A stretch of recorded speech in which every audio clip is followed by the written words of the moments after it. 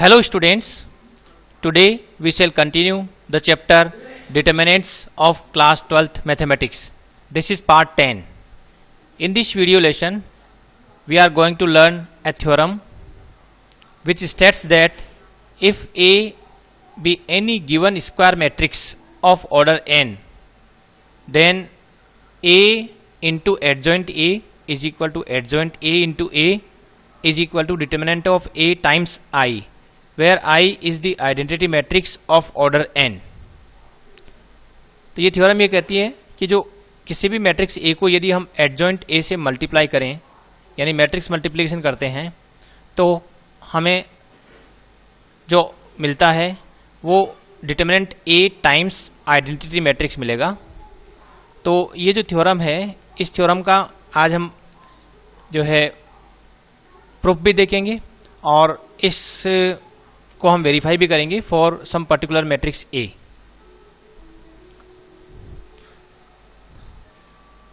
तो चलिए सबसे पहले जो है इसका प्रूफ देख लेते हैं और वो हम करेंगे किसी ऐसे मैट्रिक्स के लिए जो ऑर्डर 3 का है.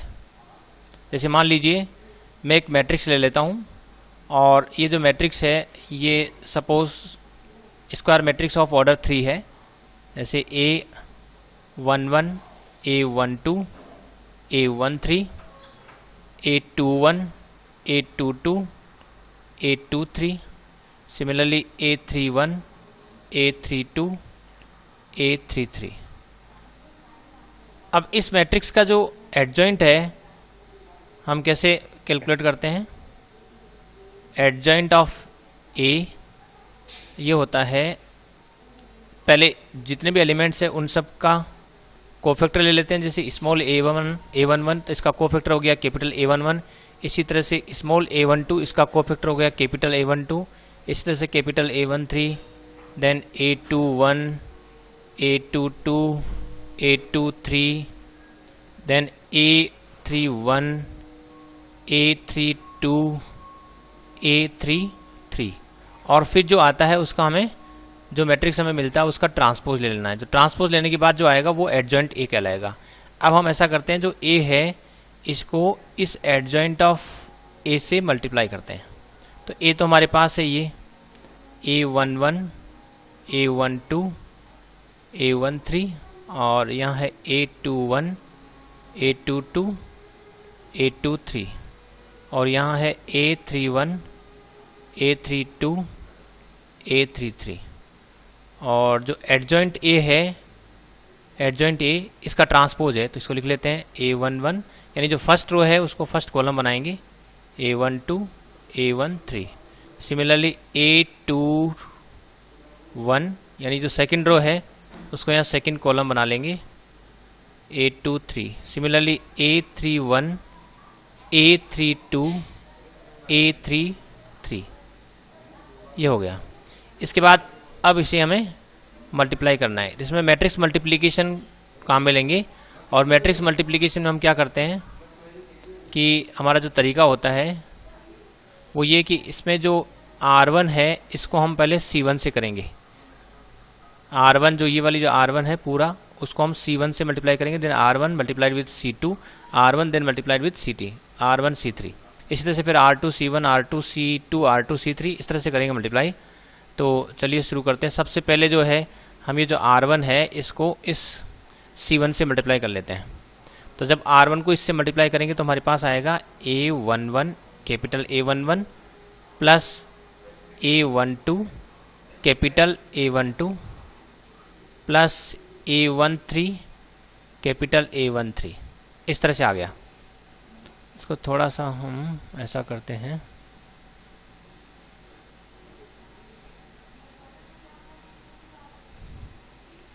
यहाँ से शुरू कर लेते हैं और A11, A12, A11, A11 plus A12, A12 then A13, A13 ये तो हो गया इसका मल्टीप्लिकेशन. इसके बाद हम जो है इस फर्स्ट R1 को हम इस C1 से मल्टीप्लाई करेंगे, यानी अब जो है हम इससे मल्टीप्लाई करेंगे, इस R1 को C2 से मल्टीप्लाई करेंगे तो हमारे पास आएगा A11 A21, similarly A12 A22, then A11 A13,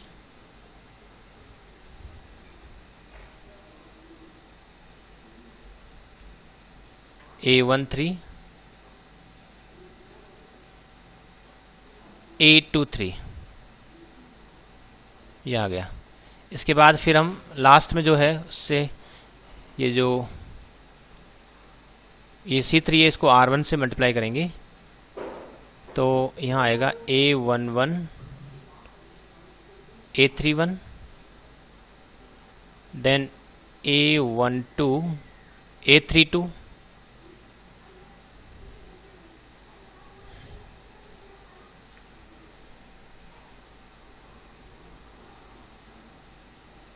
और एक है A13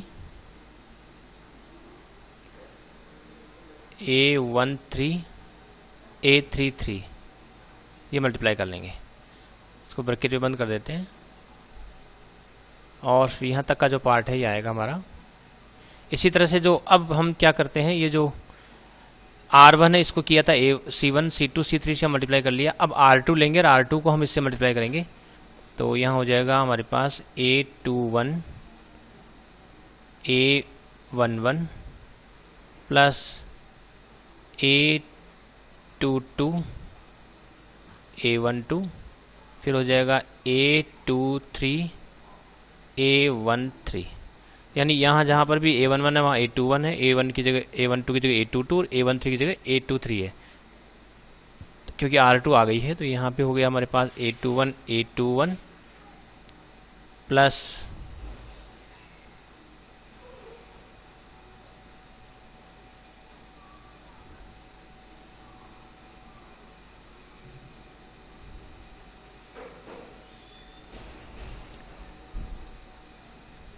यहाँ हो गया A22 सिमिलरली A23 और लास्ट में हो रहा है यहाँ पर A21 क्योंकि A21 को इससे C3 से करेंगे R2 को, तो ये हो गया A31 plus A22 A32 plus A33 A33 ये हो रहा है। अब लास्ट वन देखिए, इसमें जो A31 है इसको मल्टीप्लाई करेंगे तो यहाँ हो जाएगा A31 A11 A32 A12 और A33 A13। सिमिलरली यहाँ हो जाएगा A31 A21 A32 A22 A33 A23। Similarly जो लास्ट R3 है इसको हम C3 से मल्टीप्लाई करेंगे तो यहाँ हो जाएगा A31 A31 फिर A32 A32 then A33 capital A33, यह आ गया। अब ये जो पार्ट आ रहा है अब इसको हम ध्यान से देखें तो देखिए यहाँ जो फर्स्ट है इसमें ये जो A11 A12 A13 यानी ये जो एलिमेंट्स है ये इनके कॉरस्पॉन्डिंग को factor capital A11 capital A12 capital A13 इससे मल्टीप्लाई हो रहा है। तो ये जो है इसकी वैल्यू हम जानते हैं, इसकी वैल्यू होती है डिटर्मिनेंट ऑफ A, क्योंकि इसमें जो एलिमेंट्स है ये अपने कॉरस्पॉन्डिंग को फैक्टर से मल्टीप्लाई हो रहे हैं और फिर उनका सम किया गया है, तो ये जो है डिटर्मिनेंट ऑफ A हो जाएगा। इसी तरह से यहाँ भी देखते हैं तो ये जो सेकंड रो है R2 A21 A22 A23, यहाँ भी A21 A22 A23 आ रहा है और ये इनके कॉरस्पॉन्डिंग फैक्टर है capital A21 capital A22 capital A23, तो इसकी जो वैल्यू है वो भी डिटर्मिनेंट ऑफ A हो जाएगी। सिमिलरली यहाँ पर भी ये डिटर्मिनेंट ऑफ A हो जाएगा क्योंकि ये जो थर्ड रो है अपने कॉरस्पॉन्डिंग को फैक्टर से मल्टीप्लाई हो रही है। लेकिन यदि हम यहाँ देखें, गौर से देखें तो यहाँ पर ये जो वैल्यू है A11 A12 A13 ये एलिमेंट्स है फर्स्ट रो के, और A21 A22 A23 A21 A22 A23 ये जो सेकंड रो है इसके कोफैक्टर है, यानी कि जो फर्स्ट रो के जो एलिमेंट्स है वो सेकंड रो के कोफैक्टर से मल्टीप्लाई हो रहे हैं, तो इसकी पूरी वैल्यू 0 हो जाएगी, क्योंकि हम जानते हैं किसी भी पर्टिकुलर रो के एलिमेंट ले लें और किसी दूसरी रो के कोफैक्टर ले लेते हैं और उनको मल्टीप्लाई करने के बाद सम करते हैं तो उसकी पूरे एक्सप्रेशन की वैल्यू 0 होगी। सिमिलरली यहाँ देखिए तो ये फर्स्ट रो है A11, A12, A13, ये फर्स्ट रो है और ये जो A31, A32, A33 जो है वो थर्ड रो के कोफैक्टर हैं। तो फर्स्ट रो के एलिमेंट्स थर्ड रो के कोफैक्टर से मल्टीप्लाई हो रहे हैं, इसलिए इसकी वैल्यू भी 0 हो जाएगी। सिमिलरली ये भी 0 हो जाएगा, ये भी 0 हो जाएगा और ये भी 0 हो जाएगा, क्योंकि इसमें any row is multiplied with the cofactor of some other row. जैसे ये है तो थर्ड रो के एलिमेंट और फर्स्ट रो के कोफैक्टर मल्टीप्लाई हो रहे हैं, इसलिए 0। तो जो भी मैं यहाँ पर इस कलर से मार्क कर रहा हूँ ये सब जो है इन सब की वैल्यू 0 हो जाएगी। और यहाँ जो दिख रहा है ये जो येलो कलर्ड वाला पार्ट है, ये जो पूरा एक्सप्रेशन है वो डिटरमिनेंट ऑफ ए हो जाएगा। तो इसका मतलब इसको मैं ऐसे लिख सकता हूँ a into adjoint A is equal to, next page पर चलते हैं, a into adjoint of a will be equal to, यहाँ जो है वो डिटरमिनेंट ऑफ a हो गया, यहाँ 0, यहाँ 0, जो भी येलो कलर पार्ट था वो डिटरमिनेंट ऑफ a हो जाएगा और बाकी जगह 0 हो रहा है। फिर से चेक कर सकते हैं, ये जो येलो पार्ट है यहाँ तो डिटरमिनेंट ऑफ a हो जाएगा और जो बाकी जो हिस्सा है वो सब 0 हो रहा है। तो ये आ रहा है, यहाँ तक आ रहा है। अब इसमें से यदि मैं डिटरमिनेंट ऑफ a कॉमन ले लेता हूँ, तो डिटरमिनेंट ऑफ a कॉमन लेते हैं तो मैट्रिक्स में से जब कॉमन लेते हैं तो उसकी हर एलिमेंट में से कॉमन लेना पड़ता है, तो हमारे पास ये एक्सप्रेशन बनेगा और ये एक आइडेंटिटी मैट्रिक्स है ऑफ ऑर्डर 3। तो इसको कह सकते हैं determinant of a times i of the same order as the order of matrix a। तो यहाँ से ये कंक्लूजन निकल रहा है कि a इंटू एडजॉइंट a जो है वो determinant of a times i होता है, जहाँ i एक identity matrix of the order of matrix a है। यहाँ a एक स्क्वायर मैट्रिक्स था, तो ये रिजल्ट हम यहाँ से हमने एक ऐसे स्क्वायर मैट्रिक्स के लिए जिसका ऑर्डर 3 है उसके लिए रिजल्ट हमने प्रूव कर लिया है। और सिमिलरली यदि मैं एडजॉइंट a है इसको a से मल्टीप्लाई करूंगा तब भी यही रिजल्ट आएगा, इसको भी हम सिमिलर स्टेप्स से ही प्रूव कर सकते हैं। तो ये रिजल्ट हमें याद रखना है, a इंटू एडजॉइंट a और या एडजॉइंट a इंटू a हमेशा determinant of a times i होता है, determinant of a times i ये रिजल्ट होता है। अब एक क्वेश्चन लेते हैं, verify a into adjoint a is equal to adjoint a into a is equal to determinant of a times i for the following matrix. यानी इस matrix के लिए हमें ये चीज़ ये वेरीफाई करके देखना है कि ये रिजल्ट सही है, ये जो रिजल्ट है वो इसके लिए सही है, ये हमें चेक करके देखना है। तो सबसे पहले तो ये जो मैट्रिक्स है इस मैट्रिक्स को हम नाम दे देते हैं, लेट अस सपोज इस मैट्रिक्स को मैं नाम दे देता हूँ a। और अब ये अगर a है तो हमें एडजॉइंट a फाइंड आउट करना है। अब एडजॉइंट a फाइंड आउट करने का जो तरीका होता है उसमें हम क्या करते हैं कि जो डिफरेंट एलिमेंट्स होते हैं उनके कोफैक्टर लिखेंगे। तो ये हम नेक्स्ट स्टेप में करेंगे। यहाँ डिटरमिनेंट ऑफ a जो है पहले हम फाइंड आउट कर लेते हैं, डिटरमिनेंट ऑफ a, और डिटरमिनेंट ऑफ a को हम डिटरमिनेंट ऑफ a यूँ भी कहते हैं। और इसके लिए हमें ये जो भी ब्रैकेट है उसको हम वर्टिकल लाइन से रिप्लेस कर देते हैं, 1 1 1 minus 1 2 0 2 minus 3 then 3 minus 2 4।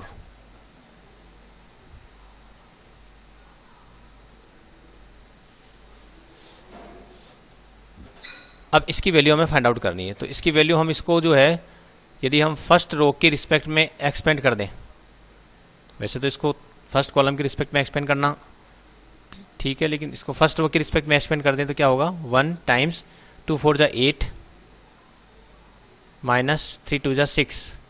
Similarly यहाँ जो है इसका साइन चेंज करना होता है तो +1, और ये जिस रो और कॉलम है उसको हटा देते हैं तो 0 माइनस 3 3 4, यह आ जाएगा 0 और +9 0 +9। सिमिलरली यहाँ हो जाएगा +2 टाइम्स यहाँ हो रहा है 0 माइनस 6। तो इसको हम सॉल्व कर लेते हैं तो ये आता है 2 और ये हो गया 9 और यहाँ हो रहा है माइनस के 12 है, तो ये हो गया -1। तो डिटरमिनेंट ऑफ a तो आ गया -1। अब हम एडजॉइंट ए फाइंड आउट करेंगे। तो इसके लिए डिटर्मिनेंट ए, ये जो मैट्रिक्स ए था उसको हम फिर से लिख लेते हैं।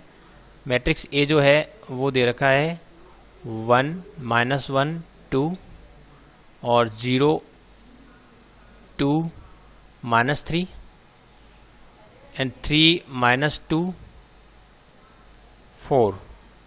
चेक कर लेते हैं।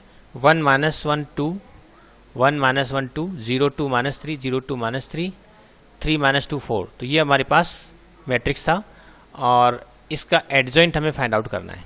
तो एडजॉइंट फाइंड आउट करने के लिए हम क्या करेंगे, तो इसका जो एडजॉइंट होगा वो देखा जाए तो जो डिफरेंट एलिमेंट्स हैं उनके कोफैक्टर ही होंगे। तो ये जो a11 जो है इसका कोफैक्टर और माइनस सेम होता है। यहाँ पर जो a12 है -m12 होगा और यहाँ पर a13 जो है वो m13 होगा और यहाँ पर m21 विद नेगेटिव साइन या m22 विद पॉजिटिव साइन, फिर -m23 और यहाँ हो जाएगा m31 और यहाँ हो जाएगा m32 विद नेगेटिव साइन, यहाँ हो जाएगा m33 विद पॉजिटिव साइन और फिर जो भी आता है उसका हमें ट्रांसपोज लेना। तो ये टेक्निक रहेगी हमारी। तो इस टेक्निक, क्योंकि ये जो a11 और m11 सेम ही है और ये a12 की जगह मैंने -m12 लिख दिया है, तो यहाँ पर होता ये है कि जो भी इस क्रॉस पर होते हैं उनके तो हमें केवल माइनर लेने हैं, और क्योंकि माइनर और कोफैक्टर इनके सेम होते हैं। और ये जो बचे हुए पार्ट हैं, बचे हुए जो 4 एलिमेंट दिख रहे हैं यहाँ पर, ये 4 जगह जो है वो नेगेटिव होता है, क्योंकि यहाँ के जो कोफैक्टर और माइनर है वो एक दूसरे के अपोजिट साइन के होते हैं। तो इस ट्रिक को हम ध्यान रखेंगे तो हम जल्दी से एडजॉइंट ए फाइंड आउट कर सकते हैं। तो एडजॉइंट ए जो है वो हम फाइंड आउट करने के लिए करते क्या है, सबसे पहले तो ऐसे स्क्वायर ब्रैकेट लगा लेते हैं, इसके बाद यहाँ टी लिख देते हैं और 4 जगह हम पहले से ही माइनस साइन पुट कर देते हैं। यानी यहाँ एक तो माइनस साइन यहाँ पुट कर दिया, एक यहाँ और एक यहाँ और एक यहाँ, जो यहाँ से हमें पता लग रहा है ये जो 4 लोकेशन है वहाँ पर जो माइनर और कोफैक्टर है उनमें ये डिफरेंस होता है कि जो कोफैक्टर है वो माइनर के अपोजिट साइन का होता है। अब हमें केवल एक प्रत्येक एलिमेंट के माइनर पर ही फोकस होना पड़ेगा, क्योंकि साइन हमने पहले से लगा लिया है। तो जो 1 है इसका हमें कोफैक्टर लिखना है, तो 1 का कोफैक्टर लिखने के लिए 1 जिस रो और कॉलम में है उसको हम एलिमिनेट कर देंगे। तो ये 1 जो है इस रो और कॉलम में है, तो इसको एलिमिनेट करके ये जो बचा हुआ पार्ट है इसकी वैल्यू निकाल लेते हैं, इस डिटर्मिनेंट की वैल्यू निकाल लेंगे, तो वो इस 1 का माइनर हो जाएगा जो हम यहाँ लिख देंगे। तो इसका जो माइनर हम लिख देते हैं, तो ये जो माइनर आ रहा है 2 4 जा 8 -6 यानी कि 2 आ जाएगा। तो ये माइनर हम लिख देते हैं 2, तो यहाँ हो गया 2। सिमिलरली अब जो है हम इसको हटा देते हैं और जो सेकेंड एलिमेंट लेते हैं, सेकेंड एलिमेंट है -1। अब इस -1 जिस रो और कॉलम में उसको हटा देते हैं और जो बचे हुए एलिमेंट्स हैं उनसे जो डिटर्मिनेंट फ्रेम हो रहा है उसकी वैल्यू हम फाइंड आउट करते हैं। तो ये देखिए 0 और ये हो रहा है -k, तो प्लस का 9 हो जाएगा। तो +9 हम यहाँ लिखेंगे, तो यहाँ +9 लिखते हैं, तो ये पहले से ही माइनस साइन है तो ये -9 हो गया है। इसके बाद जो है हम ये इसको वापस हटा देते हैं और जो थर्ड एलिमेंट पर फोकस करते हैं। ये जो थर्ड एलिमेंट है ये जिस रो और कॉलम में उसको हटा देते हैं और अब ये जो डिटर्मिनेंट बनेगा इसकी वैल्यू हम फाइंड आउट कर लेते हैं और इसकी वैल्यू आ रही है 0 -6, तो -6 आ गई। तो -6 हम यहाँ लिख देते हैं, ये -6 यहाँ लिख देते हैं, तो ये हो गया -6। सिमिलरली यहाँ लिखना है, तो यहाँ के लिए हमें पहले तो इसको हटा देते हैं और ये जहाँ ये जो एलिमेंट है इसके कॉरस्पॉन्डिंग जो एलिमेंट है ये वाला, ये जिस रो और कॉलम में उसको हम हटा देते हैं और ये जो -1 2 -2 4 है, तो इससे जो डिटर्मिनेंट फ्रेम हो रही है ये हो रहा है -4 और +4। तो -4 + 4 ये 0 हो गया, तो यहाँ 0 आ जाएगा। और इसके बाद हम जो है नेक्स्ट एलिमेंट लेंगे, तो इसको भी हटा देते हैं और इसके बाद जो नेक्स्ट एलिमेंट लिया है वो है ये 2। ये 2 जिस रो और कॉलम में है उसको हम रिमूव कर देते हैं और जो डिटर्मिनेंट बचा है उसकी वैल्यू फाइंड आउट कर लेते हैं। ये हो गया 4 -6, 4 -6 यानी -2, तो ये -2 यहाँ लिख देते हैं।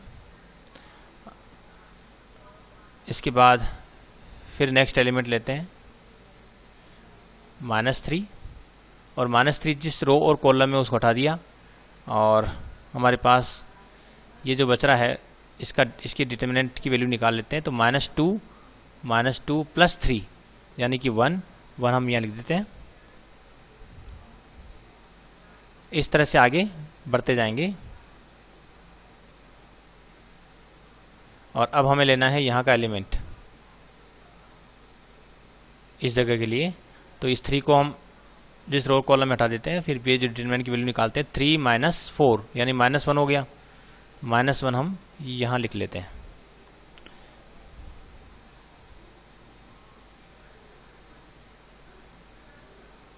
नेक्स्ट एलिमेंट है -2, ये इस रो और कॉलम में उसको हटा देते हैं। तो 1 2 0 -3, ये हो रहा है -3। तो -3 यहाँ रखेंगे तो ये हो जाएगा +3।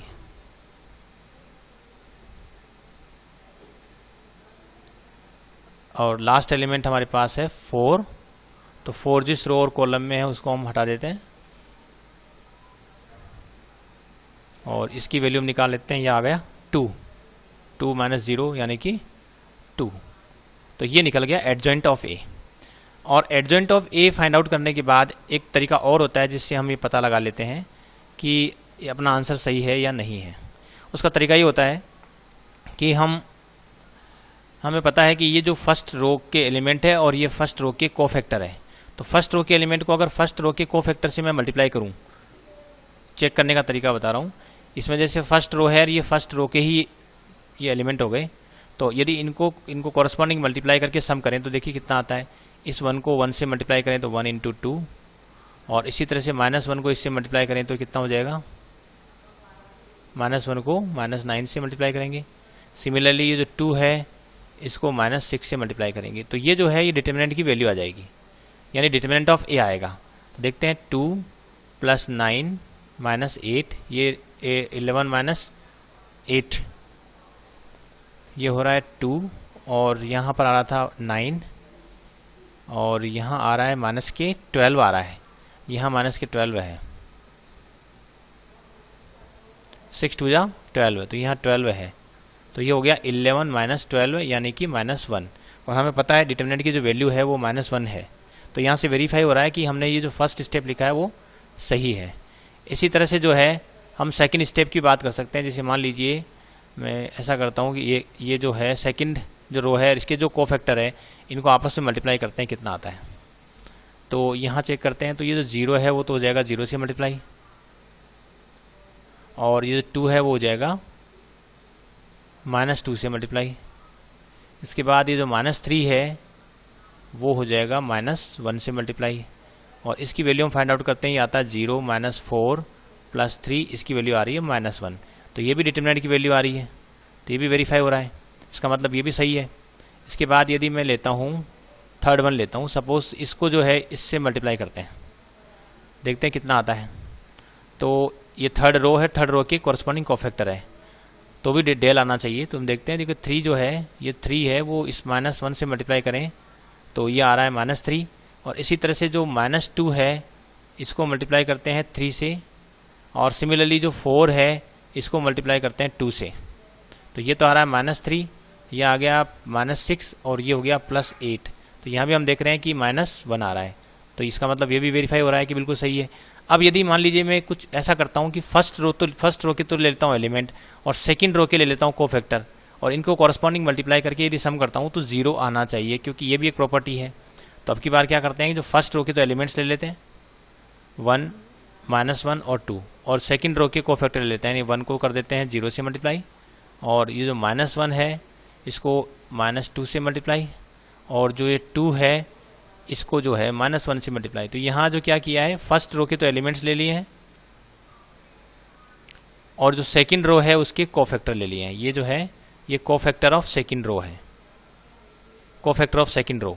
तो यदि मैं इनको आपस में मल्टीप्लाई करके सम करता हूँ तो देखिए यहाँ कितना आ रहा है, तो ये 0 आ रहा है। तो ये भी हम क्रॉस चेक कर सकते हैं कि कोई भी रो लें और कोफैक्टर किसी दूसरी रो के ले लेते हैं, और ले सकते हैं। जैसे मान लीजिए मैं थर्ड रो ले लेता हूँ, यहाँ थर्ड रो के लिए 3 -2 और 4, और कोफैक्टर ले लेता हूँ किसी दूसरी, जैसे मान लो फर्स्ट रो के ले लिए तो इंटू 2 कर देता हूँ, यहाँ कोफैक्टर ले लिए ये, और इंटू -9 कर लेता हूँ, और यहाँ हो करता हूँ इंटू -6 कर देता हूँ। फिर इनको हम ऐड करके देखते हैं कितना आता है। तो हम देख रहे हैं ये तो आता है 6, और ये आ रहा है +18, और ये हो गया माइनस के 24 यानी कि 0। तो ये तरीका है क्रॉस चेक करने का कि किसी भी एक रो के एलिमेंट और किसी दूसरी रो के कोफैक्टर यदि हम आपस में मल्टीप्लाई करेंगे तो वो टोटल 0 बैठना चाहिए, और यदि हम किसी भी रो को उसके कॉरस्पॉन्डिंग कोफैक्टर से मल्टीप्लाई करते हैं और फिर सम करते हैं तो वो वैल्यू ऑफ डिटर्मिनेंट मिलना चाहिए। अगर ऐसा हो जाता है तो इसका मतलब हमने जो एडजॉइंट ए निकाला है वो एडजॉइंट ए में जो ये कैलकुलेशन करी है कोफैक्टर वाली वो बिल्कुल सही हो गई। और कोफैक्टर की कैलकुलेशन यदि सही हो जाती है तो फिर केवल ट्रांसपोज लेना है जिसमें गलती होने की संभावना नहीं होती। यानी जो फर्स्ट रो है उसको मैं फर्स्ट कॉलम बना रहा हूँ, इसी तरह से जो सेकंड रो है 0 -2 -1 इसको यहाँ सेकंड कॉलम बना रहा हूँ, और जो थर्ड रो है -3 -1 3 और 2 इसको जो है थर्ड कॉलम बना दिया। तो इस तरह से एडजॉइंट ए हमने फाइंड आउट कर लिया है। अब एडजॉइंट ए हमें पता है और ए हमें मालूम है, तो ए और एडजॉइंट ए का मल्टीप्लिकेशन करेंगे, क्योंकि हमें जो वेरीफाई करना है वो ये था कि जो ए और एडजॉइंट ए है इनका multiplication determinant of A times I होता है, ये हमें वेरीफाई करना है। तो ए हमें यहाँ दे रखा है और एडजॉइंट ए हमने जस्ट अभी फाइंड आउट कर लिया है। अब ए और एडजॉइंट ए दोनों को काम में लेकर ये एडजॉइंट ए निकाला भी है, इसके जो कोफैक्टर्स है इनको हमने चेक भी करा, क्रॉस टेली की है कि ये सारी एंट्रीज सही है। इसके बाद हम एडजॉइंट ए पता है और ए पता है, तो ए और एडजॉइंट ए को दोनों को लिखकर हम जो है उनको आपस में मल्टीप्लाई करेंगे और हम देखेंगे कि वो determinant of A times I आता है या नहीं आता है। तो चलिए सबसे पहले तो अब जो ए और एडजॉइंट ए है इन दोनों को लिख लेते हैं, ए इंटू एडजॉइंट ए, ये लिख लेते हैं। तो जो ए है वो दे रखा है हमें 1 -1 2 1 -1 2 और 0 2 -3 0 2 -3 और ये दे रखा है 3 -2 4। और जो एडजॉइंट ए है वो जस्ट अभी हमने कैलकुलेट किया है और वो आ रहा है 2 0 -1 2 0 -1 -9 -2 3 और यहाँ हो गया -6 -1 देन 2। चेक कर लेते हैं ये सही है नहीं है। तो 1 -1 2 पहले देखते हैं ए, तो ए में है 1 -1 2 1 -1 2, ठीक है। फिर 0 2 -3 0 2 -3, इसके बाद 3 -2 4 3 -2 4। इसी तरह से यहाँ आ रहा है 2 0 -1 एडजॉइंट ए में, एडजॉइंट ए आ रहा है 2 0 -1, तो यहाँ भी 2 0 -1 -9 -2 3 -9 -2 3, इसके बाद -6 -1 2 -6 -1 2। अब हमें इसे मल्टीप्लाई करना है, तो मल्टीप्लाई करने में हम क्या करते हैं, जो फर्स्ट रो है उसको फर्स्ट कॉलम से मल्टीप्लाई करते हैं, यानी जो फर्स्ट रो है इसको इससे मल्टीप्लाई करते हैं R1 C1। तो ये जो 1 है इसको तो हम इससे मल्टीप्लाई किया तो ये आ गया 2, फिर -1 को इससे मल्टीप्लाई किया आ गया 9 और 2 को इससे मल्टीप्लाई किया -12 है, तो ये तो बन गया R1 C1। इसी तरह से जो R1 है उसको C2 से मल्टीप्लाई करना है, तो R1 को जब C2 से मल्टीप्लाई करेंगे तो ये हमारे पास आएगा, पहले 1 को इससे किया तो 0, फिर -1 को इससे मल्टीप्लाई किया तो 2 और 2 को इससे मल्टीप्लाई किया तो -2, ये रिजल्ट आ रहा है। सिमिलरली थर्ड वन देखते हैं, थर्ड में जो 1 है उसको मल्टीप्लाई करेंगे -1 से, तो -1, फिर -1 जब 3 से मल्टीप्लाई हुआ तो -3, देन 2 2 जा 4, ये हो गया R1 C3। अब हम जो है सेकंड लेते हैं R2 और इसको करेंगे C1 से मल्टीप्लाई, तो R2 को C1 से करते हैं, तो 0 × 2 0 और 2 × -9 -18 और -3 -6 यानी +18। सिमिलरली सेकंड स्टेप में R2 को C2 से मल्टीप्लाई करेंगे तो 0 × 0 0 2 और -2 हो गया -4 और -3 और -1 हो जाएगा +3। सिमिलरली लास्ट स्टेप में देखिए 0 को मल्टीप्लाई किया 0, क्योंकि R2 को C3 से करना है, तो R2 और C3, तो ये हो गया 0 और 2 × 3 हो गया 6। सिमिलरली -3 और 2 हो गया -6। अब जो R3 है इसको C1 से मल्टीप्लाई करना है, तो 3 × 2 6 और -2 × -9 +18 और 4 × -6 तो -24। सिमिलरली इसमें देखिए तो R3 को C2 से करेंगे तो 3 × 0 0 -2 × -2 +4 और 4 × -1 -4। सिमिलरली जो R3 है इसको C3 से मल्टीप्लाई करेंगे तो -3 देन -6 और ये हो गया 4 2 जा 8। और अब हम इसको सिंप्लीफाई कर लेते हैं, कितना आता है।